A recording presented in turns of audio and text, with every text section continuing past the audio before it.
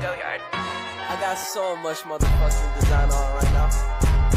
Break it down, bring it back, make it clap. I got 3 old thoughts, new guap, where that thing, bitches on my line, and you know. Selamat siang, Assalamualaikum warahmatullahi wabarakatuh. Selamat siang sahabat Smart dimanapun Anda berada. Senang sekali siang hari ini saya Nurul dari tim promosi kesehatan rumah sakit RSUD Dr. Haji Slamet Martodirjo Kabupaten Pamekasan dapat menjumpai Anda semuanya kembali dalam program talkshow interaktif ya yang diselenggarakan oleh PKRS. Seperti biasa, kita dalam setiap sesi nanti akan membahas permasalahan seputar kesehatan. Nah, siang hari ini sesuai apa yang sudah kami sampaikan, kita akan bahas tentang usus buntu ya, tepatnya usus buntu pecah, nyawa melayangkah? Nah, itu apa betul sih sebahaya itu usus buntu? Kita nanti akan bahas bersama ahlinya tentu saja. Siang hari ini sudah hadir di tengah-tengah saya ini, di tengah-tengah kita ada Dr. Rosi Nurfajriansyah. Selamat siang, Dokter. Selamat siang, Dokter. Gimana dok kabarnya dok? Baik, alhamdulillah. Baik ya, sehat ya dok? Sehat, alhamdulillah. Oke, pasien-pasien gimana dok? Pasien-pasien, alhamdulillah kita usahakan semaksimal mungkin dengan menambah sumber daya juga, tenaga tambahan, spesialis baru dengan tujuan supaya pelayanan rumah sakit Smart bisa lebih bagus. Kemudian kita coba berusaha juga untuk meningkatkan alat kesehatan dan teknologi ke depan. Sibuk ya dok, kayaknya OK-nya penuh terus deh. Penuh dengan BPJS. Oke. Oke dokter, kita nanti akan bahas ini ya dok, sesuai janji kita nih ke pemirsa kita akan bahas tentang usus buntu ya, atau appendicitis nih.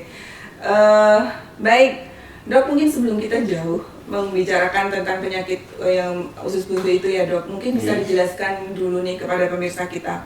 Sebetulnya usus buntu itu letaknya di mana sih di bagian tubuh kita dan fungsinya sebetulnya apa nih perannya usus buntu itu? Iya, kalau usus buntu sendiri, awal-awal kita bahas tentang usus buntu itu apa. Memang secara bahasa medis atau bahasa Latin, usus buntu itu adalah jaringan apendik, di mana dia bagian dari suatu bagian dari usus, yang dimana letaknya itu ada di kanan bawah. Lebih ke arah sekum, jadi antara usus, jadi setelah lambung itu ada usus halus. Usus halus nanti terjadi dari beberapa segmen. Setelah usus halus kemudian akan mulai masuk ke usus besar. Di situ ada seperti pintu tolnya namanya sekum, letaknya di kanan bawah. Dan dalam posisi sekum itu sesuai dengan garis teneanya itu akan ada organ kecil namanya usus buntu atau appendix kita kenal. Appendix ya, bahasa medisnya ya dok ya. Biasanya secara ukuran dia normalnya berkisar antara kurang lebih 6 sampai 10 cm begitu. Jika posisi normal tidak ada keradangan. Kecil ya? Kecil sekali ya. Kayak cacing gitu ya dok, kecil. Seperti ya orang bilang umbai cacing. Seperti umbai cacing. Jadi ada di sebelah kanan bawah perut kita? Di sebelah kanan bawah, betul. Jadi dia menggantung pada posisi sekumnya itu, usus satu segmen antara usus kecil dengan usus besar. Fungsinya apa dok? Penting sekali kah? Fungsinya appendix sendiri sebenarnya lebih mirip jaringan primitif yang mungkin tidak terlalu berfungsi tinggi ya, tidak terlalu berfungsi sangat penting. Cuma memang dia punya fungsi untuk sebagai penghasil imun tubuh begitu. Jadi di appendix sendiri itu memiliki sistem limfoid karena jaringan appendix merupakan salah satu sistem dari kita kenal sebagai Guts Associated GALT, jadi Guts Associated Lymphoid Tissue gitu. Jadi dia semacam menghasilkan cairan-cairan mukus atau serus yang berfungsi mengandung limfoid untuk infeksi dalam usus begitu. Jadi berhubungan sama kekebalan tubuh betul. Tapi untuk porsinya sendiri tidak terlalu penting karena masih bisa dihasilkan oleh organ usus dan yang lain. Organ begitu. Yang lainnya, Tapi memang berhubungan sama kekebalan tubuh ya. Dengan imun tubuh. Baik. Baik dok. Nah, yang dikatakan appendix atau usus buntu kita itu bermasalah itu seperti apa sih definisinya dari appendicitis itu sendiri dokter? Iya, jadi kalau kita bilang jaringan sehat yang tadi apendik, kalau kita mulai mengarah ke semacam sakit, yang dalam kasus ini kita bilang infeksi usus buntu atau keradangan usus buntu, kita sebut dengan nama apendisitis begitu. Baik. Apendisitis sendiri adalah suatu keradangan atau infeksi yang terjadi dalam jaringan apendiknya itu, terutama lebih Yang kecil tadi itu ya, yang kecil Dok? tadi. Oke. Tapi terutama lebih melibatkan ke lumen, Mbak, ke diameter lumennya itu ada masalah. Untuk karena posisinya kanan bawah, jadi lebih dominasi rasa nyeri itu akan dirasakan di abdomen perut kanan bawah sendiri. Kalau kita bahas dari etiologi patofisiologi, penyebabnya sendiri, usus buntu itu akan dibagi menjadi berbagai macam penyebab. Misalnya usus buntu itu sendiri ada yang primer dan ada yang sekunder. Kalau kita bilang primer, artinya kelainan itu berasal dari si usus buntu itu. Jadi kalau kelainan dari sekunder itu berarti kelainan yang dari luar apendiknya. Baik. Misal nih sebagai contoh ada infeksi keradangan di usus buntu. Misalnya karena sumbatan biji-bijian atau sumbatan kotoran, sehingga terjadi infeksi yang berasal dari jaringan apendik itu sendiri, itu kita bilang sebagai apendisitis primer. Nah kan kalau misalnya, misal pasien dengan hepatitis atau pasien dengan mungkin ada semacam penyakit dalam ginekologi obgyn misalnya seperti endometriosis, atau mungkin ada kista atau kista coklat pecah atau tubuh ovarial abses, sehingga akan mengenai apendik dan merangsang jaringan apendik untuk menjadi bengkak juga. Jadi primernya bukan jadi dia, berarti itu kita bilang sebagai apendisitis sekunder. Baik. Itu secara kausa yang berasal dari mana. Tapi kalau kita lihat penyebab etiologinya sendiri yang lebih berasalnya itu apendik itu dari berbagai macam penyebab, Mbak. Mungkin saya bagi menjadi dua ya biar lebih gampang. Yang satu secara hematogen, secara pembuluh darah, infeksi yang berasal dari pembuluh darah yang membuat apendik itu meradang. Kemudian penyebab kedua dari obstruksi atau dari sumbatan di lumen apendik itu sendiri. Untuk obstruksi di apendisitis karena obstruksi itu banyak hal. Salah satunya paling sering ya mungkin karena feses yang keras atau kita bilang fekalit. Konstipasi dia, Dok? Betul, konstipasi itu kan itu di usus, ada beberapa segmen dari kotoran itu masuk ke lumen apendik sehingga dia retensi di situ. Sehingga menyebabkan cairan-cairan mukus di dalam usus buntu tuh nggak bisa keluar, makanya dia meregang, Mbak, distensi. Semakin dia distensi, semakin nekrosis, kuman-kuman semakin masuk semakin berkembang biak ya. Jadi usus buntu itu jadi apendisitis. Bisa juga karena hiperplasi limfoid. Jadi karena beberapa kelenjar limfoid yang imun tadi saya bilang itu mengalami sumbatan sehingga bengkak, sehingga menyebabkan prinsipnya yang di dalam limfoid itu nggak bisa keluar karena buntu itu, sehingga terjadi distensi dan terjadi infeksi. Ada juga karena mungkin biji-bijian seperti mungkin biji lombok dan sejenisnya, itu juga bisa menyebabkan. Bisa ya, Dok? Bisa. Pokoknya segala sesuatu yang bersifat obstruksi akan menyebabkan. Berarti ya padat gitu ya? Padat begitu, sehingga sesuatu yang di dalam yang seharusnya keluar nggak bisa keluar, dia distensi, kemudian nekrosis, masuk lewat serosa mukosanya dari si lumen apendik, sehingga terjadi infeksi begitu. Gitu. Jadi bukan mesti karena kesalahan si usus buntu, tapi juga bisa karena kesalahan yang lain. Dia di ini ya? Betul. Dia diinvasi oleh organ di sekitarnya. Betul sekali. Nggih. Ternyata bukan pure dari usus buntu aja yang bisa menyebabkan keradangan itu ya, Dok ya? Dari faktor penyakit sekunder bisa. Penyakit sekunder bisa. Tadi biji-bijian, fekalit, infeksi usus, kolitis, hepatitis. Bisa memicu itu ya, Dok ya? Endometriosis lain-lain. Nah, biasanya bentukannya kayak apa, Dok, kalau appendix itu meradang gitu? Apakah pembesaran ukuran, kemudian terjadi perubahan bentuk gitu, Dok? Betul, jadi ukuran dari appendix sendiri yang saya bilang ukuran normalnya mungkin sekitar diameter ukuran panjang sekitar 6-10. Itu kadang-kadang bisa berukuran karena dia radang, jadi inflamasi dia akan lebih besar dari ukuran yang sebelumnya. Secara ukuran, kemudian secara warna dia pasti akan lebih hiperemis atau lebih merah. Oh gitu. Kemudian dia infeksius dan kadang-kadang bisa sampai bernanah begitu, Mbak. Kalau mengenai bentuknya sendiri, kalau kita bahas secara ilmu lebih dalam, misalnya kita bahas apa yang terjadi di dalam rongga perut, usus buntunya itu akan terdiri dari beberapa perlengketan. Ada yang lengket ke atas atau normal, kita bilang antesekal. Kemudian ada bilang yang kita lengket ke retro, kita bilang retrosekal. Ada yang lengket usus buntunya itu pecah pas perforasi di ujung. Kemudian dia lengket ke rongga pelvis, kita bilang pelvikal. Bisa gitu ya dok Bisa, ya? ada kurang lebih 5-6 posisi tergantung dari usus buntu itu menempel perforasinya gitu. Oh enggak, itu bahayanya di sana ya dok ya? Bahayanya di situ, ya, Oke, betul. Oke baik dokter. Kemudian selanjutnya tadi usus buntu yang bermasalah itu biasanya ya gejala yang muncul tuh apa nih dok? Pasien yang mengalami masalah di usus buntunya itu gejala awalnya apa nih, atau apa namanya sampai misalkan nanti kalau sudah lanjut gejalanya seperti ini yang dirasakan gitu. Betul.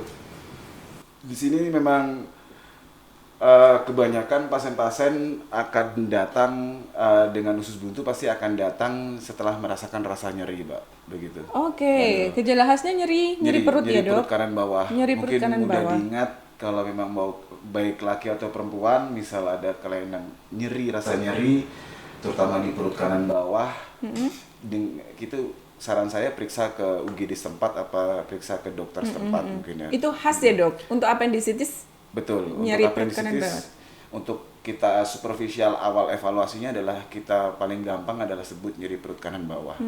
begitu. Nanti kemudian nanti setelah di UGD apa setelah ke dokter kita mungkin perlu evaluasi lagi untuk menyingkirkan beberapa diagnosa banding yang Oke. ada. Gejala lain dokter mungkin yang menyertai selain nyeri perut kanan betul. bawah, adakah demam gitu atau Betul sekali, mual-muntah, nyeri apa perut aja, Dok? kanan bawah kemudian disertai dengan demam seperti itu, Oke. kemudian gejala mual muntah itu juga bisa dikategorikan sebagai gejala usus buntu. Tapi perlu kita konsultasikan ke DPJP atau dokter spesialis bedahnya untuk lebih memilah apakah ini karena gastritis atau karena usus buntu. Oke. Karena gejala usus buntu sendiri kadang-kadang berpindah tempat, Mbak. Dari nyeri kanan bawah dia berjalan ke ulu hati kemudian balik lagi kembali ke kanan bawah. Oh gitu. Betul. Bahkan nyeri ulu hati yang biasanya orang khasnya itu adalah gastritis ya dok, Betul. itu masih bisa memungkinkan ada gangguan juga di Betul. usus buntunya. Oke. Nyeri ulu hati yang tidak tertahankan, kemudian berpindah tempat ke posisi kanan bawah, disertai rasa demam, kemudian tidak kuat jalan, kadang-kadang ada mual muntah, mungkin ada baiknya kita periksa ke dokter apa UGD atau puskesmas Oke. lokal. Ada diare juga nggak dok? Diare kadang-kadang bisa jadi salah satu faktor dari insult atau faktor penyerta juga, Mbak. Kalau dari penyebab apakah usus buntu menyebabkan diare, tidak semua usus buntu menyebabkan diare. Kecuali mungkin kalau kita logika adalah usus buntu dengan tipoid mungkin ya. Oke. Jadi usus buntu sekunder yang diakibatkan oleh infeksi usus yang tifus tadi itu pasti akan disertai gejala diare. Atau mungkin usus buntu dengan gejala gastritis, kadang-kadang gejala gastritis juga ada gejala diare. Baik. Oke. Baik dokter, kita saya mohon izin saya sampaikan kepada pemirsa kita nih yang pengen berkonsultasi dengan Dr. Rosi tentang usus buntu nih. Beliau sudah hadir tengah-tengah kita. Silakan tulis pertanyaannya di kolom komentar, Bapak Ibu sekalian. Nanti akan langsung ditanggapi oleh Dr. Rosi ya. Baik, ini sudah ada penanya dokter dari Bapak Saiful. Kita langsung tanggapi dok, satu-satu pertanyaan yang muncul. Oke. Lebih cepat lebih baik mungkin. Gak apa-apa santai Pak Nurul. Oke. Ada sedikit pertanyaan dok yang menggundel di dalam pikiran katanya. Ada sedikit pertanyaan dok. Pernah saya dengar kalau di luar negeri itu walaupun tidak terdiagnosa appendix tapi tetap diambil. Katanya nggak begitu vital menurut dokter. Bagaimana dengan fenomena ini? Betul nggak sih kayak gitu? Betul. Jadi untuk pengambilan usus buntu apakah harus menunggu terjadinya infeksi usus buntu mungkin seperti itu. Kalau untuk aplikasi jadi yang dimaksud oleh beliau Mas Saiful. Mas Saiful, Oke. mohon maaf, itu kemungkinan adalah semacam operasi profilaksis ya. Jadi Oke. appendektomi untuk mencegah terjadinya usus buntu di kemudian hari. Oke. Tapi kenyataan memang indikasi operasi usus buntu menurut saya jika memang tidak ada kebutuhan pencegahan profilaksis seperti itu, mungkin ada baiknya mungkin jangan sampai ada keluhan dulu begitu. Oke. Jadi untuk operasi appendektomi preventif atau profilaksis itu menurut saya tidak penting sebegitunya dilakukan. Tidak sebegitu urgent dikerjakan Betul, ya dok. betul. Kecuali Selama- memang ada indikasi. Betul. Selama mungkin tidak ada indikasi infeksi. Oke, baik. Mudah-mudahan terjawab Pak Saiful.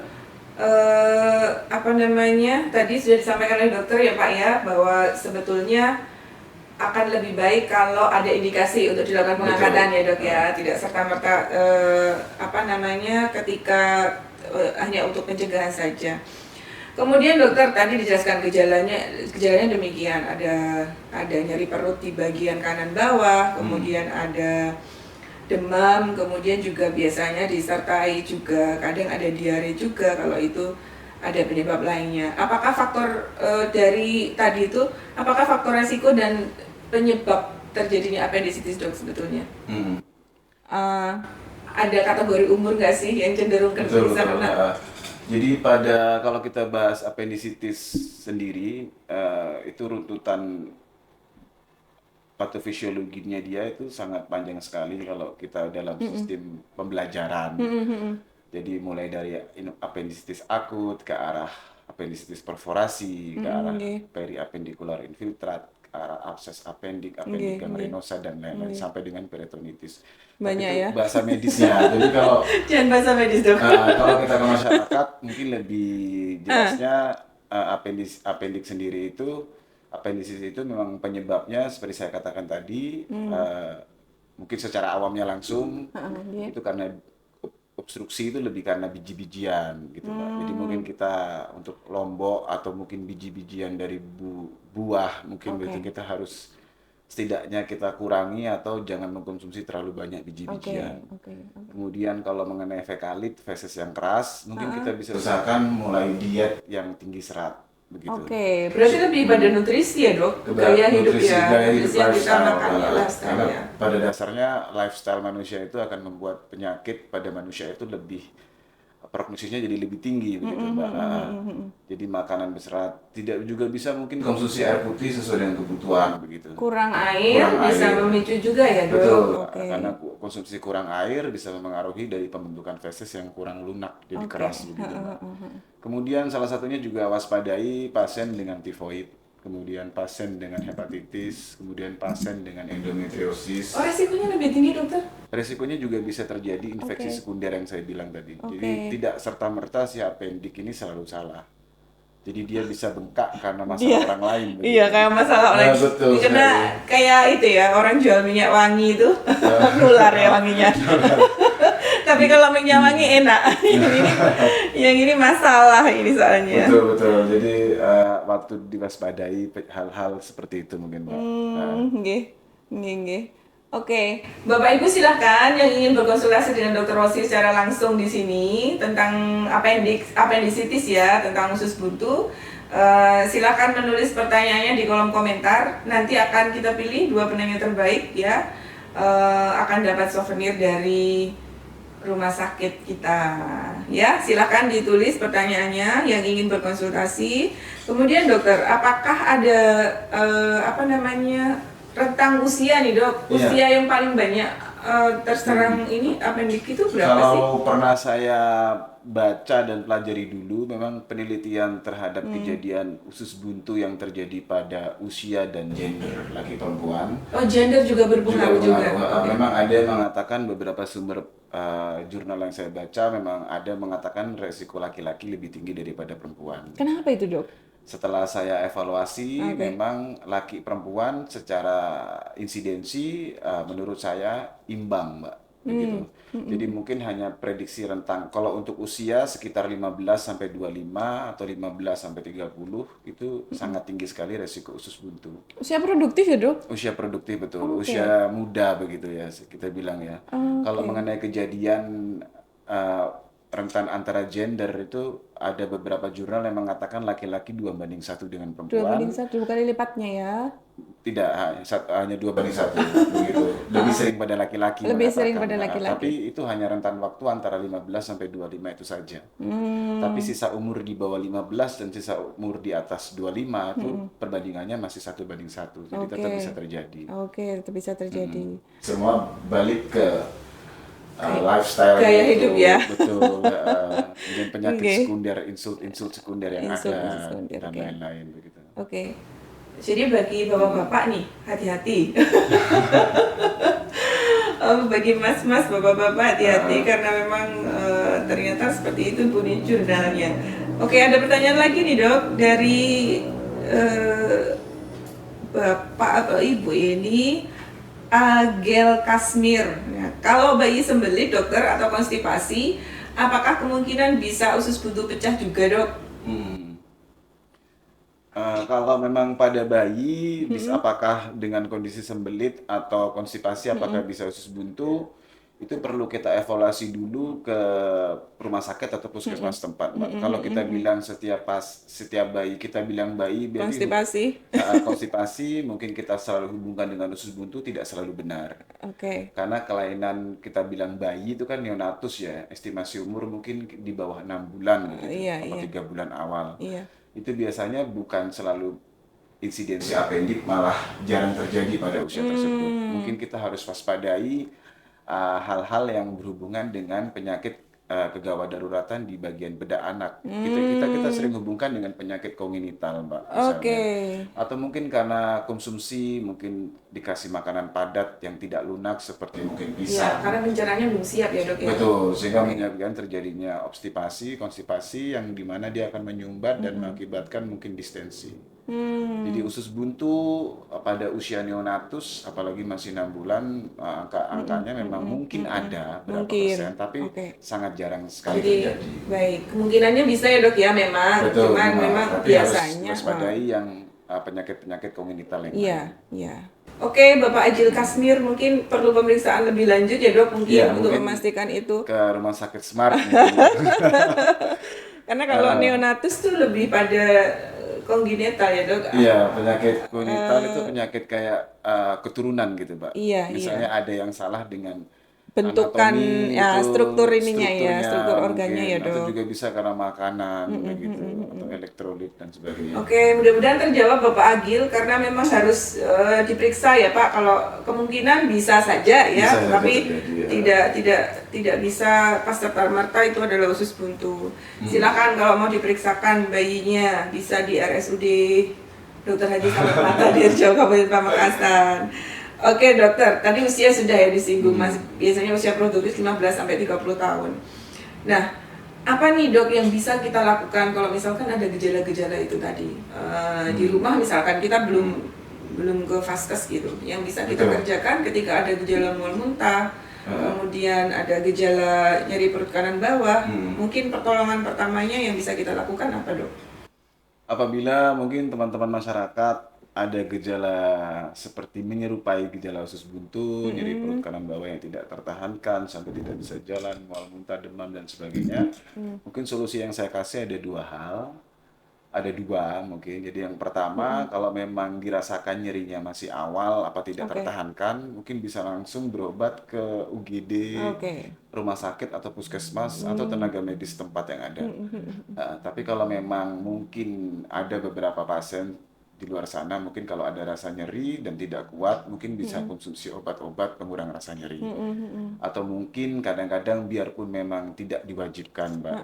Oke. Kadang-kadang ada pasien namanya antibiotik dan anti nyeri itu kan sudah suatu hal yang lumrah di masyarakat ya. Tahu ya dok ya masyarakat Jadi kita. dengan konsumsi antibiotik, konsumsi anti nyeri itu memang menghilangkan rasa nyeri. Antibiotik logikanya mengamankan dari infeksi. Baik. Memang itu tidak disarankan secara medis, tapi jika kenyataan di luar sana kadang-kadang banyak. Menurut saya itu juga tidak masalah. Asalkan suatu saat mungkin dia langsung berobat ke dokter setempat atau ke UGD, tapi dengan syarat masyarakat kadang-kadang yang terbukti sekarang banyak pasien-pasien saya ataupun masyarakat itu yang nggak jujur ke kita gitu. Oke, takut ya dok mungkin. Betul. Jadi apakah dia karena seberapa banyak dan obat apa jenis apa yang dia minum itu akan memengaruhi pemeriksaan kita nanti di UGD. Karena rasa nyeri itu bisa hilang gitu, Mbak. Sehingga kita mengira itu bukan usus buntu. Oke, ini ada ketinggalan nih dok. Nyerinya kayak apa biasanya karakteristiknya dok untuk nyeri ini apa namanya khas usus buntu itu? Nah, kalau kita Apa nyeri bilang seperti ditusuk atau gimana? kalau kita bilang rasa nyeri khasnya dia adalah lebih ke arah nyeri seperti ditusuk di kanan bawah, kemudian ada perabaan nyeri tekan begitu, Mbak. Oh, kalau ditekan Ditekan itu terasa sakit. terasa Heeh, sakit. pada Oke. posisi kanan bawah, kemudian ada juga perasaan seperti ditusuk, seperti itu, kemudian dia posisinya tetap di kanan bawah. Dan Oke. disertai gejala-gejala seperti mungkin ada demam, mual muntah, dan lain-lain, tetap harus diwaspadai usus buntu. Baik. Oke, itu ya. Sebetulnya kita bisa pasien bisa dengan sendiri ya, Dok, mengira-ngira itu ya. Betul, Nyeri dengan karakteristik seperti itu. Kemudian yang diperlukan adalah sikap waspada ya. Betul, Kemudian memeriksakan diri ke fasilitas kesehatan terdekat. kesehatan. Karena nanti kita akan bahas nih, Dok, bahayanya apa sih kalau misalkan ini apa namanya appendicitisnya itu atau radang ususnya tidak segera ditangani nih, Dok. Betul, betul. Jadi itu kenapa saya bilang jika masyarakat menderita gejala menyerupai usus buntu, solusi yang saya lakukan nggak mungkin saya nyuruh langsung ke vaskes apa ke dokter UGD. Rata-rata mungkin hampir mayoritas mereka akan minum konsumsi obat. Menurut saya itu baik, nggak apa-apa. Jadi ada usaha untuk mengurangi nyeri dan mengurangi infeksi. Tapi dengan syarat, dengan kemungkinan kalau setelah mereka minum mereka ke dokter atau ke UGD Oke. untuk berobat. Kalau kita hubungkan dengan resiko usus buntu sangat-sangat tinggi sekali, Mbak Nurul. Jadi kita baik. kalau kita Kehati-hatiannya di sana ya, Dok ya. betul. Jadi kalau kita bilang usus buntu yang tidak terobati bisa mengarah ke penyebaran infeksi dalam tubuh. Seperti menyebar ke rongga perut yang awal muasalnya mungkin hanya di dalam usus buntunya infeksinya, nanti dia mulai menyebar di sekitar usus buntu yang sampai akhirnya bisa menyebar ke seluruh rongga perut. Oke.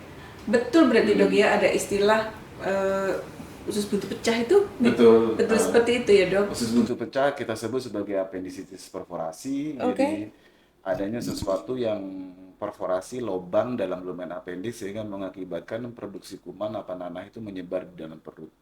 Yang kemungkinan kalau memang terlalu luas, terlalu gangrenosa, terlalu kronis bisa juga mengarah ke peritonitis generalisata, yaitu adanya penyebaran infeksi baik itu pus atau fekal di dalam seluruh rongga perut. Tapi ada juga kemungkinan variasi-variasi yang lain, Mbak. Jadi appendicitis perforasi nanah yang pecah itu tidak serta-merta tubuh langsung tidak ada perlawanan. Oke. Kadang-kadang ada perlawanan dari tubuh, perlindungan semacam usus buntunya itu dilindungi dengan lemak-lemak usus yang kita sebut omentum tadi. Sehingga akan menahan seperti bendungan supaya nanah kamu jangan ke tempat lain. Kamu saya tahan di sini. Itu nanti akan bisa mengarah ke abses appendix. Bisa mengarah ke periappendicular infiltrat. Jadi tetap apapun itu, mau appendicitis akut, kronis, perforasi, peritonitis, semuanya tetap resikonya sangat tinggi. Karena bisa bahayanya di sana ya, Dok ya. terjadinya infeksi seluruh tubuh tuh, Mbak, yang kita sebut sepsis. Betul. Mungkin kita beranggapan kalau organ kecil gitu ya, organ kecil. Kalau radangnya dibiarin tidak diobati ya, infeksinya bisa meluas ya, Dok, kalau terjadi misalkan pecah seperti itu. Mungkin itu yang perlu diwaspadai oleh pemirsa kita kalau misalkan terjadi masalah di appendixnya. Betul. Kemudian ini, Dok, ada pertanyaan, apakah sampai bisa menyebabkan kematian, Dokter? Iya, jadi prinsip dalam bedah itu kadang-kadang mungkin masih awal ya, sesuatu yang masih diperiksakan lebih awal itu sesuatu yang lebih baik, Mbak. Beda dengan moto pengen cepat dioperasi gitu. Jadi masyarakat kan kebanyakan operasi pengen cepat dioperasi, Dok, biar cepat beres. Tapi kan harus sesuai prosedur. Tidak semua hal-hal kecil harus kita operasi. Kadang bisa kita obati. Tapi kalau kita balik ke pertanyaan, apakah sangat berbahaya? Sangat mengancam nyawa nih, apa bisa menyebabkan kematian? Sangat bisa mengakibatkan bisa. kematian. Saya bilang tadi bisa infeksi kalau sudah perforasi. Bisa jadi sepsis, infeksinya sudah masuk ke seluruh pembuluh darah tubuh, bisa mempengaruhi terjadinya kelainan organ-organ kita, kemudian bisa MODS, semacam gangguan paru-paru, gangguan jantung, Oke, gangguan otak dan lain-lain oke. sehingga menyebabkan angka mortalitas dan morbiditasnya Oke, tinggi. baik. Semoga terjawab Iya, ya. Itu bisa meningkatkan apa namanya? Kita berharap nih dok, kita berharap informasi-informasi yang kita sampaikan kepada masyarakat bisa ini bermanfaat. semakin meningkatkan Betul, kewaspadaan mereka. betul. Jadi apa namanya? Kadang orang berpikir sakit perut itu, "Wih, sudahlah nantilah sembuh sendiri." Dikasih apa namanya? Minyak angin dan lain Iya, sebagainya. betul, betul. Itu sebenarnya yang perlu diwaspadai nih dok. Ketika sudah berapa hari sih, misalkan ada keluhan nih, mual muntah, kemudian ada nyeri perut di bagian bawah. Kapan nih harus periksa atau dibawa ke dokter nih dok? Kalau memang ada gejala yang balik lagi ke pilihan saya 1 dan 2 tadi, kalau memang ada gejala yang dirasa nggak kuat sekali, bahkan dengan pengobatan mungkin masih ada rasa nyeri, mungkin sebaiknya langsung bahkan pada hari pertama pun mereka harus periksa ke vaskes tempat. Lebih cepat lebih bagus ya dok. Betul. Tapi Supaya kalau memang terdetek. kadang-kadang orang minum obat sudah hilang, mereka baru kontrol ke dokter 1 minggu gitu. Paling ideal sih pada saat itu juga. Tapi kadang-kadang kita kan nggak bisa menyuruh masyarakat ya. Jadi Iya. intinya mungkin kalau memang hari ini dia minum obat aman, mungkin ada baiknya mungkin besok atau lusa hari kedua ketiga dia periksa ke dokter. Oke. Jadi kita cegah sebelum terjadi komplikasi yang lebih parah begitu. Oke, baik. Oke, dok, kita tanggapi pertanyaan dari pemirsa kita. Ini dari Ibu dari Ibu Febi ini. Setelah operasi. Ibu Carolina Febi. Apabila ini dok, pertanyaannya adalah setelah operasi usus buntu apa bisa kambuh kembali? Apakah ada pantangan setelah operasi usus buntu? Terima kasih katanya. Iya, Ibu yang di rumah. Ibu Femi ini saya rasa istri saya sendiri. Bisa tanya di rumah seharusnya. Jangan dok, jangan pillow talk ini di sini. Oh. Monggo dok, dijelaskan dok. Kalau memang prinsip dari usus buntu itu adalah terapinya adalah operasi. Kalau kita bahas medis dalam hal teknik kita bilang operasinya namanya appendiktomi. Kalau untuk usus buntu yang masih dalam kadar appendicitis akut yang belum ada perforasi, kita bilang appendiktomi. Definisi dari kata-kata appendiktomi itu adalah memotong jaringan appendiknya. Berarti hilang dok. Berarti seharusnya hilang. Oke. Tapi kadang-kadang ada hal semacam dia bukan dalam hal fase appendicitis akut, mungkin dia sudah jadi abses appendik, dia sudah komplikasi ke peritonitis, nanah ke seluruh perut, itu kadang-kadang appendiknya sudah gangrenosa atau appendiknya sudah hancur lebur, Mbak. Jadi kita nggak akan menemukan appendiknya sudah hancur lebur dengan nanah sekitarnya, tapi kita tetap wajib menemukan lumen lubang Diambil itu, Dok. pangkalnya itu harus kita tutup. Oke. Jadi kalau logikanya sudah operasi usus buntu, kemudian pada pemeriksaan apakah bisa muncul kembali, saya rasa tidak bisa. Tidak ya, tidak bisa kambuh ya. Tidak bisa kambuh. Mungkin kalau ada gejala seperti itu, gejala menyerupai itu bukan dari ini Bukan ya dari dok. usus buntu. Bukan dari Takutnya usus buntu, mungkin appendicitis ini mengalami appendicitis sekunder tadi, Mbak.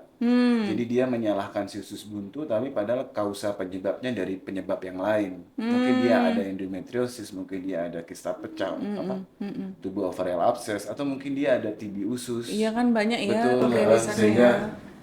akan merangsang si appendik untuk infeksi gitu, Mbak. Oke. Iya. Jadi bukan penanganannya prinsipnya bukan hanya membereskan appendicesnya saja, tapi penyakit primer lain harus diobati dan ditangani begitu. Oke. Ibu Febi. Oh ini ada yang belum terjawab dok. Apakah ada pantangan setelah operasi dok? Iya, kalau saya rasa pantangan setelah operasi mungkin kalau sudah operasi usus buntu saya rasa mungkin sudah dikatakan kategori yang aman ya, karena lumen itu sudah logikanya terligasi apa tertutup ya, tapi balik lagi ke lifestyle. Oke. Karena kita konsumsi, misal kita balik ke biji-bijian, Mbak. Biji-bijian itu kan kadang-kadang tidak hanya mentang-mentang dia mungkin ususnya sudah tidak ada usus buntu, tapi kan juga biji lombok kadang-kadang tetap berbahaya bagi lambung. Kemudian juga pada pencernaan terlalu banyak sesuatu yang pedas itu kan bisa membuat iritasi. Favorit dok pedas kalau di daerah Pedas, sini ya. ya. Saya baru di sini lebih nemuin lifestyle begitu. bikin rujak itu cabenya sampai 50. Aduh. 50 ya. Iya, ada di sini dok kayak gitu kita sampai terheran-heran loh. Betul. Jadi ini kayaknya harus dihindari ya dok seperti itu. Kayaknya lifestyle kita harus lebih berubah lebih baik lagi. Oke. Bukan berarti dengan usus buntu sudah dipotong dan diambil bukan berarti kita bebas makan sesuatunya. Lifestyle itu mungkin mulai dari kesehatan diri kita, dari olahraga juga mungkin, terus menghindari kebiasaan-kebiasaan habit yang jelek. Oke.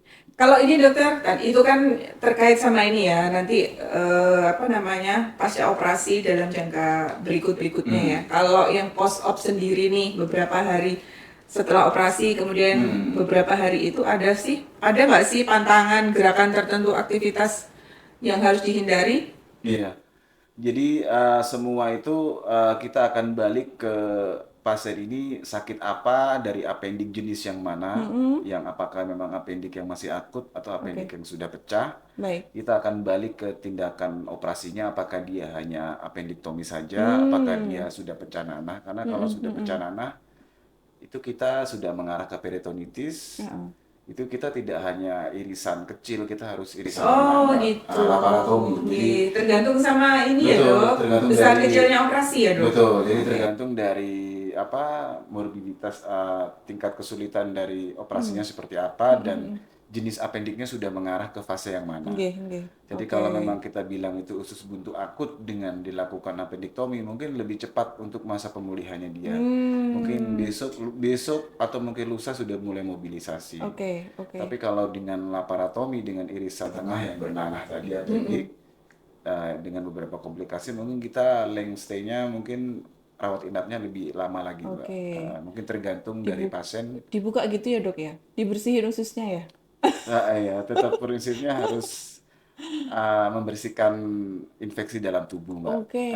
Karena apendik melewati fase-fase tadi akan ada fase peritonitis, itu artinya adalah infeksi dalam rongga usus peritoneum, Mbak. Jadi prinsipnya adalah membersihkan infeksi di situ. Berarti memang jenis operasinya beda-beda juga ya dok, tergantung Beda-beda, dari tergantung keadaannya dari tadi ya. kesulitan si apendiknya dan dari fase si patofisiologinya dia perubahan pada fase kemana gitu, Mbak. Nggih. Kalau ini dokter, bisa nggak sih, apakah setiap appendicitis itu harus berakhir dengan operasi atau bisa dengan pengobatan dulu, bisa sampai sembuh gitu? Iya. Jadi ini saya bagi jadi dua. Saya suka ada dua karena hidup kita tuh kan tidak monoton satu arah ya. Oh gitu ya? Nah, jadi kita harus punya plan A, plan B. Beristri dua boleh dok? Oh enggak dok, Kalau terus? plan A itu semua usus buntu tetap prinsipnya wajib, Mbak. Wajib dioperasi. Oke. Dari berbagai, mulai dari dia appendicitis akut sampai appendicitis perforasi sampai peritonitis, tetap semua prinsipnya wajib dioperasi. Cuma untuk pelaksanaan operasi kita juga harus tidak serta-merta kita semua kita operasi. Karena gitu. kita kan ahli bedah bukan tukang ya. Jadi tidak serta-merta semua harus kita operasi. Kita harus perhatikan dulu kita benar-benar diagnosa. Karena tidak semua kita harus waspada pada faktor usia juga, Mbak. Karena faktor usia mungkin di atas 50, Baik. bahkan atau sekarang pun juga insidensi juga di atas 40, itu kita kira usus buntu ternyata malah mengarah ke kanker usus begitu. Ya ada, jadi kita karena itu akan untuk persiapan kanker usus yang non emergency kita harus punya pemeriksaan mungkin CT scan dulu dan lain-lain. Kalau kita bicara kanker usus atau obstruksi karena kanker usus itu beda topik. Tapi karena usus buntu, jadi pengobatan prinsipnya tetap operasi. Untuk yang pilihan kedua tidak semuanya harus dioperasi. Kita harus perhatikan dia dengan diagnosa bandingnya, hati-hati kanker usus. CA sekum, CA kolon. Kemudian alternatif kedua mungkin kita lihat juga, Mbak, kadang-kadang banyak juga usia 80, 90 dengan kelainan jantung, kelainan ginjal, kalau serta-merta. Tapi lebih dievaluasi ya dok? Betul, apalagi juga waspadai diabetes mellitus. Jadi memang prinsipnya si apendik bisa saya obati, tapi kan kita harus melihat faktor-faktor lain, Mbak. Iya. Resiko. Prioritinya ya dok Betul. ya? Nah, nanti kita hanya operasi fokus ke usus buntu, tapi yang lain terganggu pada usia tua, kasihan, Mbak. Jadi resiko operasinya lebih besar ke organ-organ yang lain. Mungkin kita paliatif saja dengan memberikan obat-obatan antibiotik dan nyeri. Tapi tetap lebih saya pilih prinsipnya semua tetap harus dioperasi. Dengan prosedur yang benar, Mbak. Baik. Baik dok, ke pertanyaan berikutnya dok. Dr. Rosi mohon izin bertanya, apakah mie instan bisa menyebabkan usus buntu juga? Iya. Saya rasa mie Mie instan instan. tidak ada hubungannya dengan usus buntu, Mbak ya. Oke. Jadi kalau Tapi kita high karbo itu dok, gimana? tidak ada masalah sih. Jadi mie instan kan pada dasarnya mie adalah karbohidrat ya yang kemudian dikasih dengan bumbu-bumbu, kemudian sifatnya saya juga makan mie instan juga. Dokter Rosi makan mie instan juga Jadi ternyata. kadang-kadang menurut saya penyebab yang dari usus buntu balik ke tadi awal saya bahas, kalau dari karena penyebabnya bisa karena faktor hematogen karena pembuluh darah, infeksi dari pembuluh darah.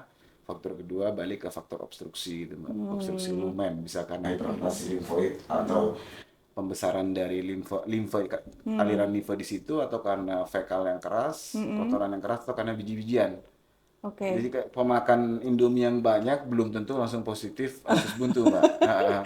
Mau makan satu kardus pun kalau menurut saya sih selama dia nggak usus buntu ya monggo silakan Jadi saja. ini ya, tidak ini ya. Betul, cuma mungkin faktor higienitas saja ya kan, Oke. namanya mie instan ya, jadi mungkin Kandungan ada ini ya, Dok, ya, kandungannya kandungan mungkin bahan ya. kimianya yang Betul, lebih ya. berbahaya di Tapi sana. bukan berarti mie instan penyebab usus buntu, betul. Oke. Bagaimana dengan biji jambu dok? Kalau biji jambu tadi memang berisiko juga ya. Kalau biji jambu itu? Kalau biji jambu jambu apa yang Iya kecil-kecil ya, itu, jambu kristal itu. itu memang bisa menyebabkan obstruksi. Iya itu. Nah, Kadang kan memang nggak dicerna dengan baik bisa betul. keluar bersama Jadi feses. mungkin kan, lebih Mas. baiknya dikupas dulu bijinya ya, kemudian Oke. kita makan jambunya tanpa harus makan Diambil. bijinya ya. Oke. Betul. Jadi kan Oke. karena sumbatan-sumbatan itu yang menyebabkan terjadi usus buntu, Mbak. Oke, ini ada pertanyaan nih dok, tapi gimana ya, saya baca aja ya. Ya. Apakah radang usus buntu itu bisa sembuh dengan sendirinya dok? Apakah harus operasi? Ya, radang usus buntu prinsipnya banyak faktor kalau saya jelaskan. Kalau mungkin lebih singkatnya adalah usus buntu tidak akan bisa sembuh sendiri, Mbak, begitu. Oke. Mungkin bisa sembuh dengan konsumsi antibiotik dan anti nyeri, Oke. biarpun itu tidak saya sarankan. Oke. Tapi kenyataan mungkin kalaupun pasien sudah melakukan, masyarakat sudah minum anti nyeri dan antibiotik, mungkin saya tidak menyalahkan karena rasa nyeri. Toh antibiotik itu sendiri memberikan manfaat untuk mencegah infeksi. Iya. Tapi belum tentu sembuh ya dok? Belum tentu sembuh. Belum tentu Tetap sembuh. balik ke prinsip harus periksa ke vaskes terdekat, terutama mungkin cari dokter bedah sempat. Oke. Biar mungkin perlu dievaluasi lebih lanjut apakah itu benar-benar usus buntu atau bukan. Tapi Baik. kalau usus buntu bisa sembuh sendiri, saya rasa enggak, Mbak. Oke. Baik dok. Kalau misalkan kita periksa ke vaskes nih dok, kira-kira pemeriksaannya apa saja sih dok? Kalau pasien yang dicurigai usus buntu itu, Betul. dan di Smart ini sudah ada alat-alatnya? Kalau untuk memeriksa usus buntu, itu biasanya kita periksa dengan tahapan-tahapan pemeriksaan klinis, Mbak. Biasanya kita cukup evaluasi dari, kalau kita bilang secara pemeriksaan klinis, dari diagnosanya dia apa, kemudian pemeriksaan diagnosa yang dia keluhan utamanya apa, kemudian dia ada keluhan penyakit yang lain, kemudian pemeriksaan fisik yang sudah kita lakukan apa, kemudian kita mungkin periksa darah lengkap, periksa urin lengkap. Pada tahap fase seperti itu, seorang dokter bedah insya Allah sudah bisa harus menyimpulkan bahwa ini curiga ke arah usus buntu. Tapi untuk lebih menunjang, misalnya kita bisa pakai hanya sebatas USG abdomen saja. USG abdomen. Betul, biarpun untuk mungkin pemeriksaan-pemeriksaan yang lain seperti apendikogram dan lain-lain itu ada, tapi tidak ada adanya di Surabaya. Oke. Jadi cukup berhenti di USG abdomen saja. Itu Biasanya kalau sudah bisa terdiagnosa ya dok? terdeteksi usus buntu. Oke. Gitu. Biarpun itu tergantung dari DPJP dokter bedahnya begitu. Dan itu sebetulnya nggak invasif kan dok, nggak sakit kan? Orang kadang mau periksa itu takut karena nanti aku diapain ya kayak gitu. Oh, enggak. Enggak ya? Enggak. Oke. Kalau memang ternyata terbukti bukan usus buntu, mungkin sesuatu yang lain kita obati. Baik, jadi jangan ragu-ragu dan jangan takut untuk memeriksakan diri gitu ya dok ya? Betul. Oke. Dan ke rumah sakit Smart. Atau ke tempat dokter masih praktek? Enggak.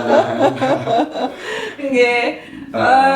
Oke, untuk metode operasinya dokter di rumah sakit kita, kira-kira kalau usus buntu itu apakah memang harus disayat berapa senti gitu, atau ada metode khusus tertentu yang hanya sayatan kecil gitu? Betul. Saya dengar ada laparoskopi itu, apakah Betul, untuk usus buntu juga? Kalau untuk usus buntu yang masih kategori awal atau apendisitis akut, itu kita irisan mungkin cukup irisan kecil di kanan bawah. Kalau kita bilang teknik ada insisi gridiron. Oke. Jadi ada juga macam-macam teknik. Intinya irisannya kecil kalau appendiknya Iya, masih iya. fase yang awal, radang awal. Kalau appendiknya sudah fase yang mulai ke arah perforasi, mungkin kita mempertimbangkan irisan yang agak sedikit lebar. Tapi sekali kalau lagi. kayak peritonitis yang sudah nyebar nanas semua, mungkin kita harus benar-benar tengah midline abdomen harus lebar sekali. Oke. Kalau untuk laparoskopi appendektomi ini juga planning ke depan kita akan rencana lakukan, Mbak. Karena kan era sekarang yang sudah saya lakukan laparoskopi batu empedu. Itu kita era sekarang kan balik ke era BPJS, Mbak ya. Sama era UASI ya. Jadi Ada UHC. betul. Jadi memang kita harus benar-benar sesuaikan Oke. dengan laparoskopi. Semoga ke depan ini laparoskopi appendektomi bisa kita lakukan di Rumah Sakit Smart, Mbak. Baik. Iya. Baik, dokter. Ya, alat sudah komplit ya, Dok, di sini, Dok. Karena sudah komplit, Komplit. tinggal mungkin Eksekusi. masalah BPJS-nya aja. Mudah-mudahan disimak nih sama Bapak ini. Iya, iya. Dari BPJS. Oke, Dok. Kemudian apa saja sih makanan yang bisa dikonsumsi nih, Dok, oleh atau mungkin makanan yang dianjurkan dan makanan yang harus dihindari oleh pasien penderita usus buntu? Mungkin posnya ya ini ya, sesudah posnya ya. misalkan kena usus buntu, kemudian makanan yang baik dikonsumsi itu apa, Dok? Saya kira kalau kita bilang ini pos operasi usus buntu atau belum pernah operasi, saya rasa tetap harus merubah lifestyle jadi lebih bagus lagi bagi masyarakat atau yang mungkin belum atau sudah pernah operasi usus buntu, tetap pakai prinsip lifestyle itu penting, Mbak. Jadi Oke. biarpun nggak kena usus buntu, tetap konsumsi air putih yang banyak, kemudian Air putih, kemudian kemudian makanan yang tinggi serat, serat ya. betul. Oke. Dengan tujuan supaya peristaltik kita, feses kotoran kita jadi lebih lancar dan tidak keras begitu, Mbak. Iya, tinggi serat tuh buah, sayur ya, Dok Betul, ya. bagus. Jadi kemudian juga pola kehidupan yang mungkin tidak berlebihan dalam kolesterol, asam urat dan lain-lain. Berat itu, Dok ya. Berat ya. Jadi nggak apa-apa sih, sesuatu yang wajar-wajar aja ya.